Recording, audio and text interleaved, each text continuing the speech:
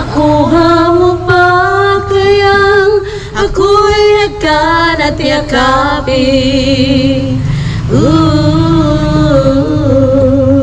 Hanggang pagtanda natin, nagtatanong lang sa'yo, ako pa kaya'y ibigin mo. Good morning mga kaagapay, magandang araw po sa lahat ng ating mga followers. Welcome back po dito sa ating YouTube channel. Ayan, sa mga hindi pa po na-subscribe po, kaagapay po, paki-subscribe at sa aking Facebook page na kaagapay din po. And ngayong araw gagawa po tayo ng reaction video dito sa vlog ni Kuya Ka-Business. Ayan, sa mga hindi pa po na-subscribe po kay Kuya Ka-Business Official po ang kanyang YouTube channel. And Ka-Business po ang kanyang Facebook page. So, itong gagawin po natin ng reaction video ay tungkol dito sa dalawang bulag na naglalako na kumakanta. So, tara, panoorin po natin. And sabay-sabay po tayo magbigay ng opinion at saka reaction po. At komento. Ayan, comment down below po sa inyong mga reaction, comment, anong masasabi nyo sa dalawa. So, tara guys, panoorin po natin.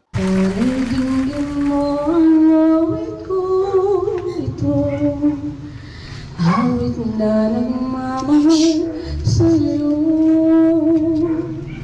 awit na may pag-ibig mula sa aking puso. Ang awit kong ito'y para sa'yo. Langit ang bawat sagot sa piling mo, ligaya kang tunay sa puso ko. Di ko mapapayagan, mawala ka sa akin. Ang nais ko'y Lamig ng boses niya. kapiling ka. Ikaw ang tangi kong Tutok na tutok si Papayo. And si Kuya ko. magpakailanman dito sa aking puso. Wala nang papalit sa isang katulad mo. Kahit na magpakailan pa man, ikaw ang ibigin ko. Sa mga ganito, ay may kapansanan po kami. Hindi po yung sapat na dahilan para maging malungkot. Yan, alright. Tama nga naman. Ayun, hapon kabataon. Gabi sa inyo ha, di gabi po. Mayong gabi, mayong hapon o mayong adlaw sa atong mga kauban, sa atong mga igsuon. Amen. Ay, mga igsuon na ito ng mga Bisaya.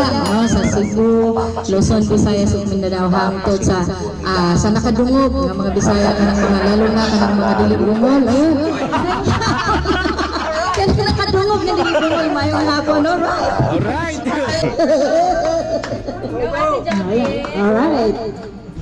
Sayang ngayon lang tayo nakatagpo. Haray nako. Uy, may sumingit. Ngayon lang nagkakalayo. Nasira ang CD. Bakit kaya minsan sadyang kay damot ng tadhana? Mamigay naman ng ayuda, napakaramot no? Oh, sayang, sana'y nakilala na kita noong ikaw ay malaya pa. Katulad ko, malayang nasusunod ang puso. Sana'y maaaring ibalik ang kahapon at to'y nagising na ang pag-ibig mo. Sa dalangin ay hinihiling ko, lumakad sanang pabalik Ang panahon. Meron ba yun? Parang pa-atras yata yun. Oh, yun. Oh, di ba? Palakpakan naman natin. Oh, Napakahusay. Napakahusay. oh, bagong supply. Ayun na. 25 kilos na bigas at saka groceries. No? Palakpakan naman natin sila. At syempre, hindi pa tayo nagtatapos dahil meron pa tayong ibibigay sa kanilang cash assistance. Yan. Na magagamit po nila sa kanilang pamilya, mga ka-business naming minamahal. Mrs. Ka-business, Bunot!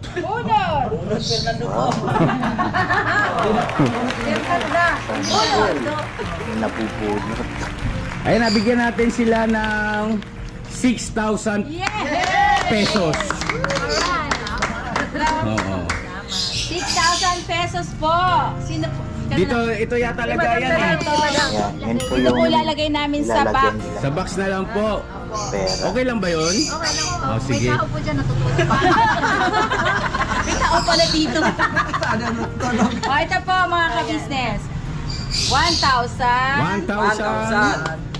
2,000. 2,000.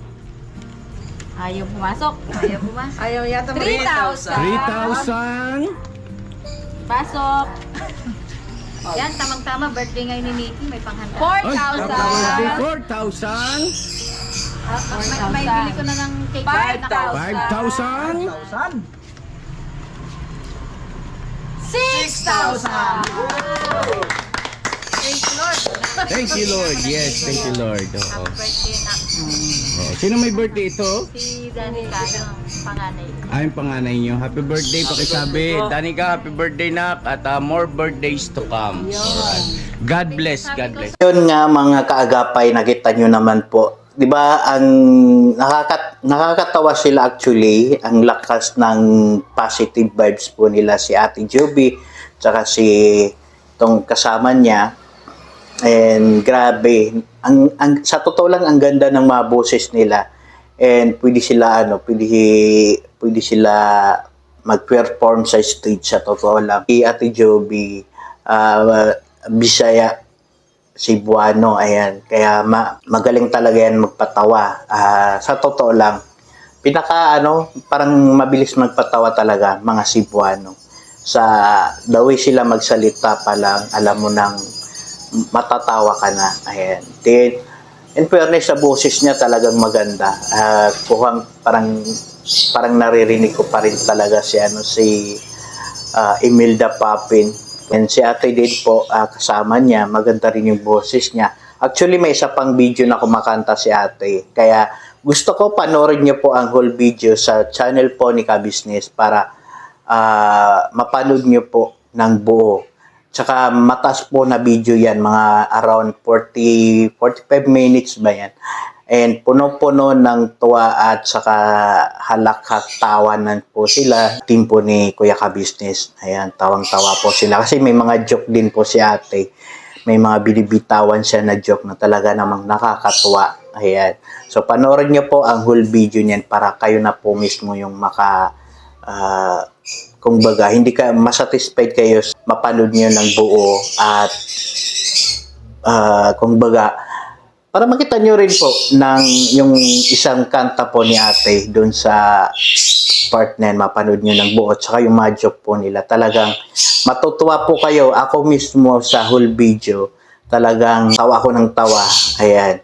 And yun nga, napasarap sa feeling na kahit papaano ay nakita po sila ni Buknoy. Si Buknoy po yung nakakita po sa kanila sa sa palengke.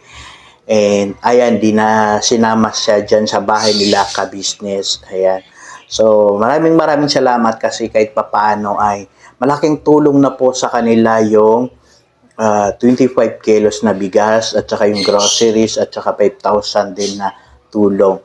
So at least sila po ay kumbaga, hindi sila namamalimos kasi nga parang sa mga artista din kumakanta, nagpe-perform sa daan or sa stage, tapos bibili ka ng ticket. So yan din sa kanila, kahit maliit po ang iabot mo, ilagay mo dyan sa box nila, kumakanta po yan sila sa kung saan man sila pumupunta. Kasi yan po sila ay nag-iikot. Ayan. So, at least, lumalaban pa rin ng patas. Kasi siyempre, yun nga, bulag nga sila. Tapos yung asawa din po ni ate, itong naka-pink, ay isang isang bulag din po or hindi rin po siya nakakakita. Tapos yung asawa naman ni ate Joby ay yun, may sakit din po. So, malaking tulong na po yan sa kanila. Ayan, kita nyo naman na tuwang-tuwa sila. And, yung mga ganyan, alam natin na deserve din po tulungan. Kasi kahit papaano, sa kalagayan po nila na hindi sila nakakakita, ay talaga namang ginagamit nila yung anong meron silang talento, di ba? So nakakatuwa. And salamat din po kay Kuya Ka-Business kasi dyan po sa oras niya hindi po nakita sa video pero para maano din po natin na yung ibang makakapanood po nito baka sabihin nila may kulang or ano pa yung hinihiling nila. Alam nyo naman yung mga basher, lahat na lang mapapansin.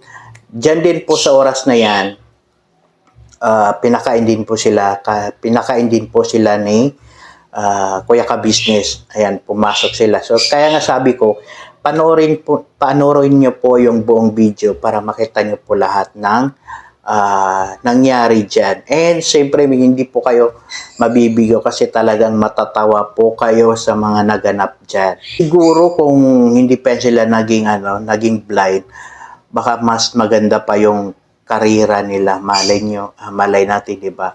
Nakasali sila sa mga iba't ibang contest. Ayan, mas na-improve pa nila yung kanilang boses, di ba? Or siyempre, iba rin naman talaga pag may something na kulang sa atin. Kasi kahit anong galing po natin ay medyo talagang mahihirapan tayong mag-catch up. Hindi tayo makahabol talaga. Pero grabe, yung bang dyan sa dito sa napanood po natin na minsan masasabi pa rin talaga natin na yung Diyos talaga kahit sabihin natin na may kulang sa atin pero mayroon naman siyang binigay na wala sa iba. So parang masabi natin ang pure lang ang buhay, di ba? Kasi tayo nga kompleto pero hindi naman maganda yung boses natin, di ba? Sana nga ganyan yung boses ko para kung baga nakakantahan ko rin kayo dito. Ayan. So yun, kahit papaano hindi man sila makakita pero yung boses nila ang nagiging asset nila. Kung baga yan din yung nagiging parang way nila para makipag-usap sa mga tao o para naipapahatid nila yung mga talento nila sa mga tao, di ba? Hindi man nila makita yung mga nakikita natin, at least nararamdaman nila na may napapatawa po sila ng mga tao, napapasaya dahil nga po sa kanilang talento.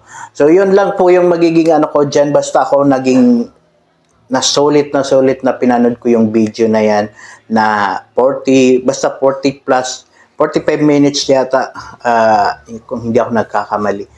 Tawa ako ng tawa at saka masaya ako kasi kahit papaano parang hindi mo nakita sa kanila yung pagiging negatibo sila sa buhay.